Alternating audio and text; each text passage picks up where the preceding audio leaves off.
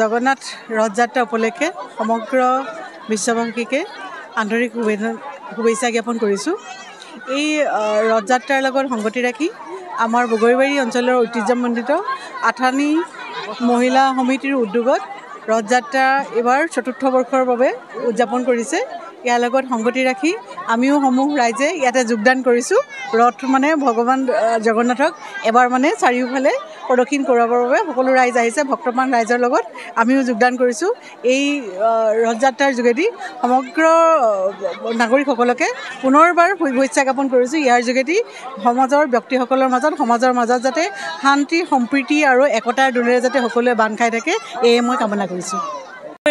আমাৰ জগন্নাথ ৰথযাত্ৰা উপলক্ষে আপোনালোকৰ চেনেলৰ যোগেদি সমগ্ৰ বিশ্ববাসী সমগ্ৰ অসমবাসী ৰাইজক মই শুভেচ্ছা জ্ঞাপন কৰিছোঁ।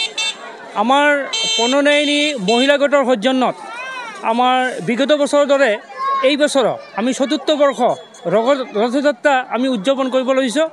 আমাৰ ৰথত আঠানীৰ পৰা আমি ঐতিহাসিক মহামায়া মন্দিৰলৈ আহোঁ আৰু এই মহামায়া মন্দিৰৰ পৰা পুনৰ আমি আঠানী আমাৰ আৰ্ট অফ লিভিং আশ্ৰম ধুবুৰী আশ্ৰমত আমি গৈ তাত আমি 7 দিন ৰাখোঁ। তাত মাহীৰ ঘৰ বুলি কয়।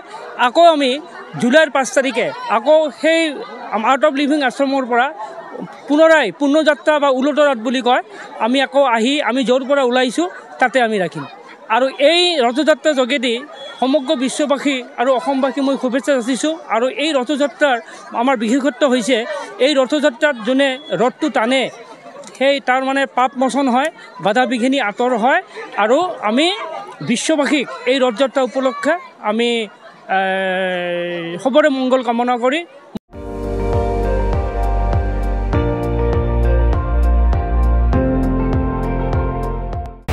আপুনি চাই আছে ND24 সৰ্বশ্ৰেষ্ঠ নহয় সৰ্বোত্তমৰ দৌৰত।